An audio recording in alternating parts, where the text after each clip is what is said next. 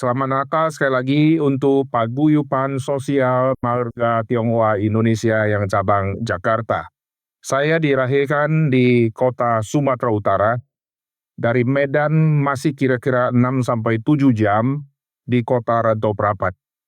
Saya punya papa orang Hokkien, saya punya mama orang Hainam. Dan saya bersyukur saya dibesarkan di Sumatera Utara dan dari kecil sudah dengar bahasa Mandarin, tapi zamannya kami zaman yang tidak boleh pakai bahasa Mandarin dengan leluasa. Akhirnya saya selalu jawab mama saya dengan Hokkien. Maka sampai sekarang saya susah bahasa Mandarin, tapi saya bisa mendengar. Puji Tuhan, di Indonesia masih ada paguyuban marga Tionghoa, sehingga kebudayaan Tionghoa terus dilestarikan dan bahasa Mandarin terus dijaga sampai hari ini. Saya punya anak 3, saya kirim ke Taiwan untuk studi S1, supaya mereka bisa bahasa Mandarin. Selain dapat ilmunya, sebetulnya mereka saya kirim supaya nanti bisa bahasa Mandarin, karena papanya tidak bisa, saudara ya. Saya sama Pak Hendy, kami rekan pelayanan, khususnya di tim aksi kasih. Waktu terjadi bencana, baik di Sumba, baik di Alor, di seluruh NTT, dan tempat-tempat yang lain, kami selalu berbarengan, dan Pak Hendy menjadi koordinator dan ketua yang mengatur semua penolongan kepada orang-orang yang kesulitan. Puji Tuhan. Dan sekarang senang sekali bisa bertemu di tempat ini. Mohon di dalam waktu yang singkat ini, kita semua bisa konsentrasi. Saya tidak kenalkan panjang lagi tentang saya. Nama saya Pendeta Aiter. Saya ada channel YouTube, bisa tulis Aiter keluar semua. Saya ada IG, ada TikTok, ada Facebook, ada Spotify. Semua ada di situ. Nanti bisa lihat waktu sudah selesai. Oke, sekarang saya akan membaca satu bagian di dalam Alkitab. Tema saya hari ini, Natal membawa sukacita dan damai sejahtera. Saya akan baca Lukas pasal yang kedua, di ayat yang ke-9 dan seterusnya. Natal membawa sukacita dan damai sejahtera. Lukas pasal kedua, saya baca dari ayat ke-9. Tiba-tiba berdirilah seorang malaikat Tuhan di dekat mereka, dan kemuliaan Tuhan bersinar meliputi mereka, dan mereka sangat ketakutan. Lalu kata malaikat itu kepada mereka, "Jangan takut, sebab sesungguhnya aku memberitakan kepadamu kesukaan besar untuk seluruh bangsa." Sekarang saya akan membaca di ayat yang berikutnya. Lalu kata malaikat itu kepada mereka, "Jangan takut, sebab sesungguhnya aku memberitakan kepadamu kesukaan besar untuk seluruh bangsa. Hari ini telah lahir bagimu juru selamat, yaitu Kristus Tuhan di kota Daud." Ayat ke-14, "Kemuliaan bagi Allah di tempat yang maha tinggi, dan damai sejahtera di bumi." Bapak Ibu Saudara sekalian, kita melihat fakta setiap bulan Desember, seluruh dunia waktu memperingati perayaan Natal, tidak peduli daerah Kristen atau non-Kristen, mereka ikut memperingati. Singapura, perhatikan seluruh jalannya, baik di Orchard, baik di Bugis, baik di tempat-tempat strategis yang lain, akan didekor dengan hiasan-hiasan Natal yang begitu banyak. Padahal daerah sana bukan daerah Kristen semuanya. Kalau saudara pergi transit ke Dubai, coba lihat tempat transit Dubai. Di situ ada dekor-dekor, ada souvenir-souvenir, ada nuansa Natal di situ.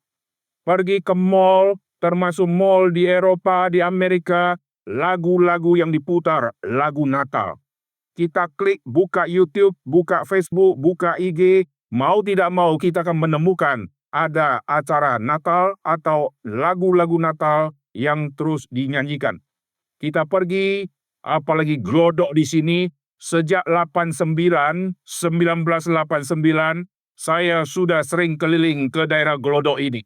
Dan masuk ke Chandra, di bawahnya ada apotik yang harganya agak murah, dan selalu beli obatnya di daerah sana. Setiap Desember, ini yang jual pernak-pernik Natal, ini sangat banyak. Selain Imlek, menjual pernak-pernik Imlek sangat banyak, Natal juga mereka jual sangat banyak. Padahal daerah ini bukan daerah Kristen. Kita pergi ke ITC, zaman dulu kita pergi lagi ke Tanah Abang, ke semua supermarket. Selalu dekornya pohon Natal dan suasana Natal dikumandangkan. Tidak pernah ada kelahiran siapapun di muka bumi yang kelahirannya diingat di seluruh dunia. Siapapun dia, kelahirannya paling diingat oleh papa mama dan keluarga dan satu kampung. Tidak mungkin seluruh dunia ikut mengingat kelahiran orang ini. Jikalau dia presiden pun tidak mungkin diingat oleh seluruh dunia. Kita tidak pernah tahu lahirnya presiden Afrika, Afghanistan, lalu negara-negara Eropa yang lain. Tidak ada peduli sama kita. Tetapi perhatikan, hanya hari Natal, hari kelahiran Tuhan Yesus, dirayakan, diingat sampai ke gang-gang. Souvenir-souvenir dijual sampai ke kios-kios, padahal yang menjual bukan orang Kristen.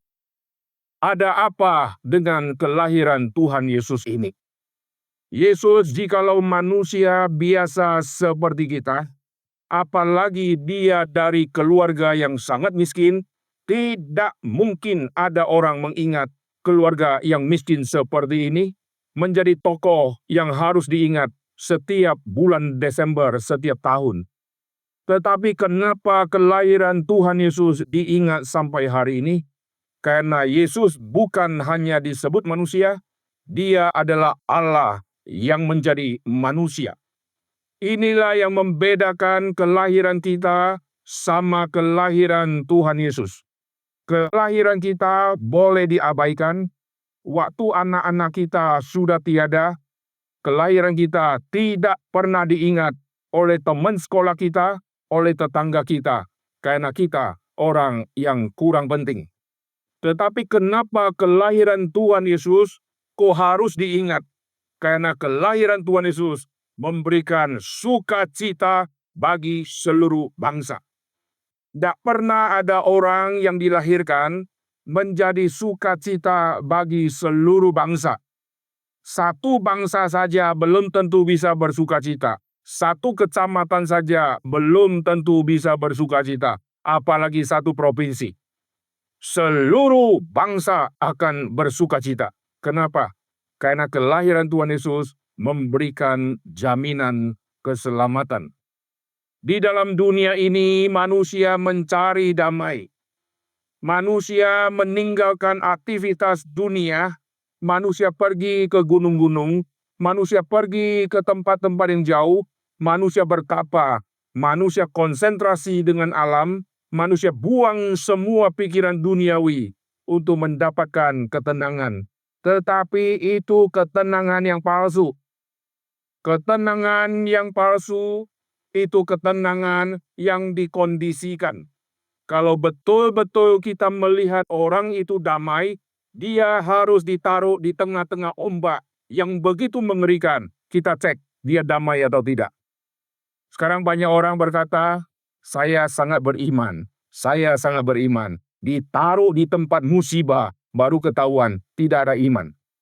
Jadi kalau saya damai, damainya ada di gunung, tidak ada gangguan, lalu saya tenang, itu ketenangan yang omong kosong. Begitu dia naik kapal, ombak begitu besar, nakoda-nakoda semua sudah teriak, kita lihat dia ada ketenangan atau tidak. Banyak orang naik pesawat, baru getar-getar, sudah langsung berdoa, teriak-teriak, Tuhan tolong, Tuhan tolong, Tuhan tolong. Padahal ini hal yang sangat biasa. Ketenangan dia miliki? Jawabannya tidak. Ketenangan harus diuji pada saat ada gangguan-gangguan. Kesukaan besar bagi seluruh bangsa. Seluruh bangsa sedang berduka cita karena sedang di dalam dosa. Mereka sedang ditenggelamkan di dalam dosa, tetapi sekarang Kristus datang untuk menarik tangan mereka keluar dari lumpur dosa. Banyak orang berkata, tidak mungkin Allah jadi manusia. Di dalam agama-agama kepercayaan, secara tidak langsung mereka percaya Tuhannya ada di bumi. Maka manusia melihat gunung yang tinggi. Manusia pergi ke gunung itu karena tahu Tuhannya ada di gunung situ. Manusia pergi ke pohon yang begitu besar. Manusia kira Tuhannya ada di situ. Maka dia ke sana, dia ngobrol sama Tuhannya. Jadi secara tidak langsung semua agama-agama kepercayaan-kepercayaan dunia sejak dari dulu sampai hari ini, mereka percaya Tuhannya ada di sekitar mereka, Tuhannya ada di bumi. Kita kalau lihat India, mereka percaya binatang-binatang ada ilahnya. Maka tikus-tikus bisa masuk ke rumah-rumah mereka tidak bunuh. Karena mereka percaya di dalam tikus itu ada ilahnya. Kalau ilahnya bisa ada di tikus, ilahnya ada bisa di binatang, ilahnya ada bisa di pohon, ada di gunung. Kenapa kita tidak percaya Allah turun ke dalam dunia menjadi manusia? Lebih tidak masuk akal kalau ilah ada di tikus. Lebih tidak masuk akal kalau ilah ada di lembu. Allah yang ada di lembu, mereka percaya. Allah yang ada di kucing, mereka percaya. Kalau kita pergi ke Mesir, kita melihat salah satu dewa yang mereka sembah adalah dewa kucing. Mereka juga menyembah dewa buaya. Kalau dewanya ada di buaya, mereka percaya. Ada di kucing, mereka percaya. Ada di sapi, mereka percaya. Mengapa Allah jadi manusia datang ke dalam dunia? Kok manusia tidak percaya? Banyak hal yang kita bisa percaya dengan gampang, tapi untuk hal keselamatan, seringkali kita tidak percaya karena mata kita sedang dibutakan oleh pikiran-pikiran kita, sehingga kita menolak kebenaran. Maka kelahiran Tuhan Yesus ke dalam dunia ini menjadi berita universal. Seluruh suku bangsa, seluruh bangsa akan bersukacita. Kita datang ke sini, tidak ada yang nangis-nangis. Kenapa? Natal, sukacita.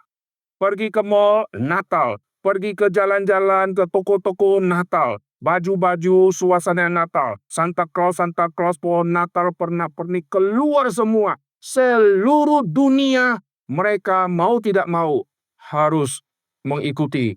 Kalau tetangga sudah Natal, negara lain sudah rayakan Natal, masa kita tidak jual pernak-pernik? Sekarang kita kembali, Yesus datang ke dalam dunia ini. Ini adalah fakta sejarah. Allah menjadi tikus bukan fakta sejarah.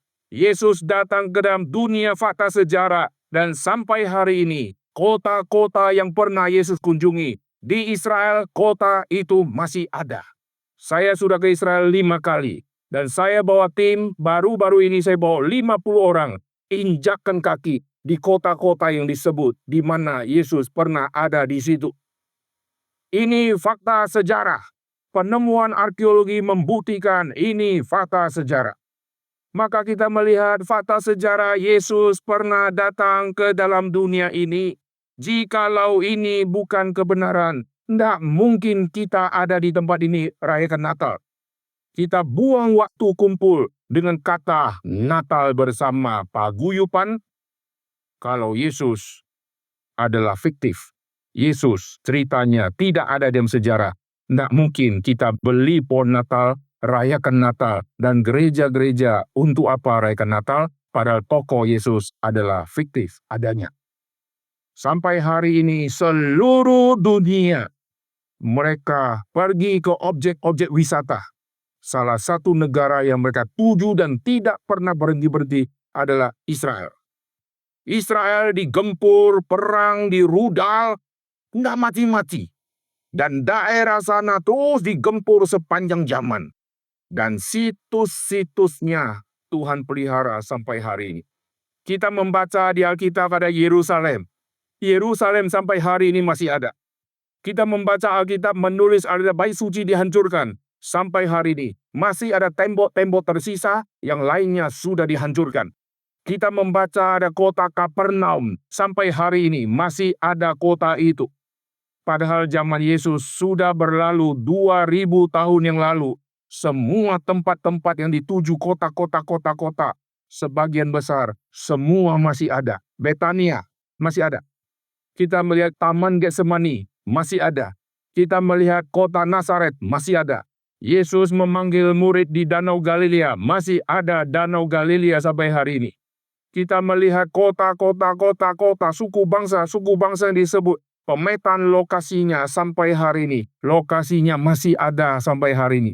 Ada berapa kota yang sudah diganti namanya menjadi nama yang modern.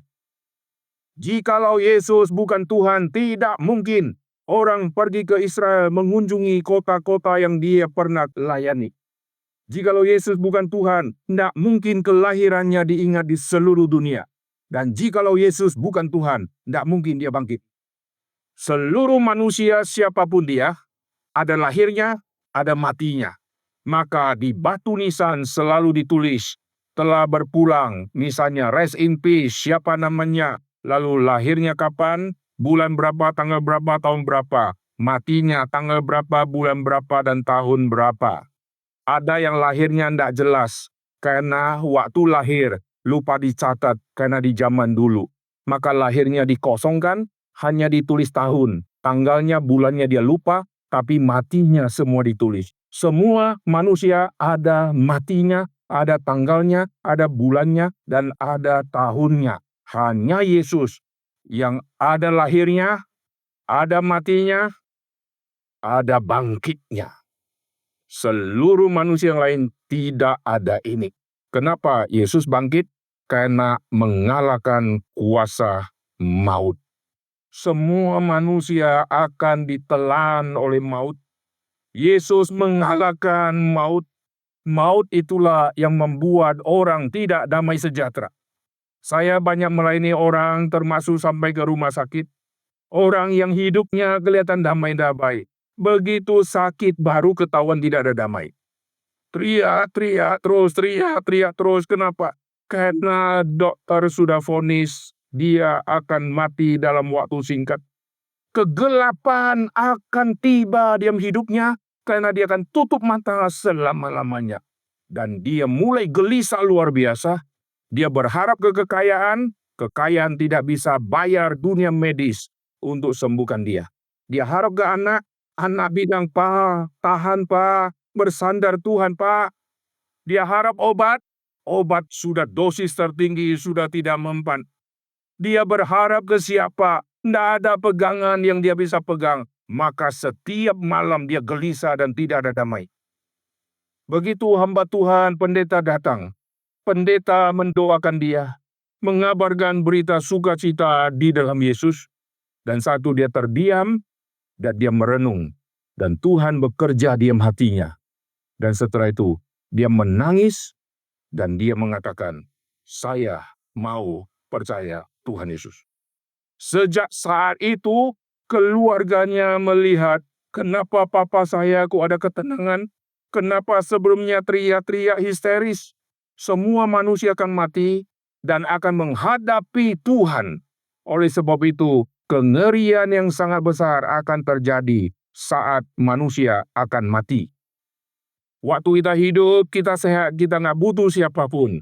Waktu dokter sudah vonis, sisa 1 bulan. Disitulah kengerian yang mendalam, karena kita akan menghadapi Tuhan, dan Tuhan akan menghukum kita.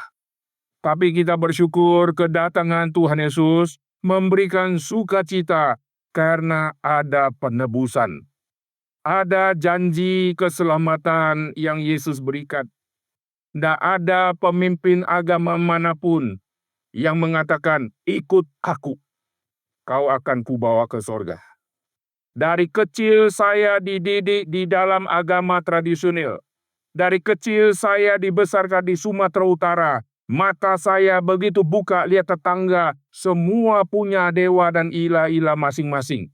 Dan saya dari kecil dibesarkan oleh mama dan papa yang sudah Kristen. Dan saya tidak mengerti Kristen. Saya dibawa ke sekolah minggu, saya tidak mengerti. Tapi saya melihat nenek saya yang dari papa naik sepeda ke rumah-rumah orang. Saya nggak ngerti. Lalu suatu saat dia ditaruh di satu rumah, saya pergi ke rumah dia, saya pura-pura bantu dia timbang air. Dan saya bantu dia dikasih Rp5. Itu sudah bisa beli es kanepo itu. Bantu dia dikasih captun yang kecilnya kayak begini. Dan saya tidak paham kerjaan nenek saya apa. Saya sampai ke rumahnya, gelap luar biasa, tidak ada lampu. Dia baca satu buku, saya nggak tahu buku apa. Ternyata itulah Alkitab. Waktu saya sudah dewasa, saya baru mengerti. Ternyata nenek saya adalah penginjil di kota kelahiran saya di Rantau Prapat. Dia ketok-ketok pintu orang, dia kabarkan Injil. Dan kenapa dia dikarantina di satu rumah? Karena dia kena penyakit TBC. Zaman dulu kalau TBC itu seperti kanker di zaman sekarang, tidak mungkin disembuhkan. Setelah saya mengerti, nenek saya ternyata pergi kabarkan Injil. Disitulah saya menangis karena saya bantu dia demi gotun dan captun. Padahal dia seorang yang melayani Tuhan. Tapi Tuhan berkati keluarga dari nenek saya sampai ke cucu. Sayalah satu-satunya yang menjadi pendeta. Kenapa ada orang yang mau menjadi pendeta? Kenapa ada orang yang mau pergi mengabarkan Injil? Karena Kristus betul-betul ada, maka kami pergi memberitakan Kristus. Kalau Yesus adalah tokoh yang fiktif, tidak mungkin kami akan menjadi hamba Tuhan. Saya khotbah di PGTI, kelompok dari orang Tionghoa, dan saya juga katakan hal yang sama. Semua manusia harus mendengarkan berita ini, karena Alkitab katakan, kelahiran Tuhan Yesus adalah kesukaan bagi seluruh bangsa. Jadi seluruh bangsa harus dengar berita ini. Lalu kedatangan Tuhan Yesus memberikan sukacita, kedatangan Tuhan Yesus memberikan damai sejahtera. Damai sejahtera tidak mungkin kita dapat dari dunia ini. Dunia menawarkan damai yang palsu. Hari ini saham naik, saya damai karena untungnya banyak. 3 hari kemudian saham itu turun, saya menyesal dan bunuh diri. Oh, hari ini saya dicek di kedokteran, dari ujung kepala sampai kaki, saya sehat luar biasa. Tahun depan saya cek, kanker sudah stadium 4. Semua kalimat-kalimat yang saya dengar menghibur saya hanya sementara, mentenangkan saya hanya sementara, dan damaiku hanya damai yang palsu. Waktu menjelang kematian, baru terlihat tidak ada damai di dalam hidupku karena tidak ada pegangan. Sekarang kita kalau mati, kita pegang tangan Tuhan atau Tuhan yang pegang tangan kita. Di Indonesia lagi terjadi banjir besar dan sangat-sangat mengerikan. Orang yang jago berenang juga mati. Orang yang tidak berenang ada yang bisa hidup karena anugerah Tuhan. Tergantung-gantung di pohon. Ada yang jago berenang, akhirnya tenggelam. Yang tidak jago berenang juga banyak yang meninggal dunia. Perhatikan waktu mereka hanyut. Mereka akan memegang apa saja. Lalu dia dapat satu ranting, dia pegang ranting itu. Dia bisa bertahan berapa lama karena arus begitu kuat. Maka kalau saya sekarang memegang tangan Tuhan, pasti saya lepas karena saya tidak kuat. Perlu tangan Tuhan yang kuat yang memegang saya, barulah saya tidak hanyut. Orang yang hanyut, waktu angkat tangannya, dia pegang kayu, dalam waktu singkat, dia akan lepaskan, karena dia lemah. Tetapi kalau dari darat, ada orang yang kuat, dia pegang tangan orang yang hanyut. Dengan kekuatan dia akan tarik orang itu naik ke atas. Demikian juga kita di dunia ini. Kita selalu berpakaian, punya kemewahan, kita berpegang pada kekayaan. Kekayaan akan hilang. Kita pegang kesehatan, kesehatan akan menurun. Kita pegang tangan Tuhan, kita mau tak mau tua dan lemah dan lepas tangan. Anak kecil kalau pergi sama mama, anak kecil tidak mau mama pegang tangannya. Karena anak kecil pengen pegang tangan mama, karena ada apa-apa, dia pengen kabur. Kalau mama yang pegang, tidak bisa kabur dia. karena tenaga mama sangat kuat. Waktu mama pegang tangan dia, anak ini tergelincir. Anak ini tidak jatuh kena kepala karena mama menopang dia dan memegang tangannya. Kalau anak ini pegang tangan mama, dia jatuh, dia pasti tergeletak. Dan mama harus pegang tangan anak ini. Demikian juga kita di dunia ini. Kita berkata, saya sudah pegang A, saya sudah pegang B, saya sudah pegang C. Ketahuilah, pegangan kita tidak pernah kokoh. Kecuali tangan Tuhan yang hidup, yang memegang tangan kita, dan yang menyelamatkan kita. Kita seperti di lautan dosa dan kita sekarang sedang tenggelam dan akan mati.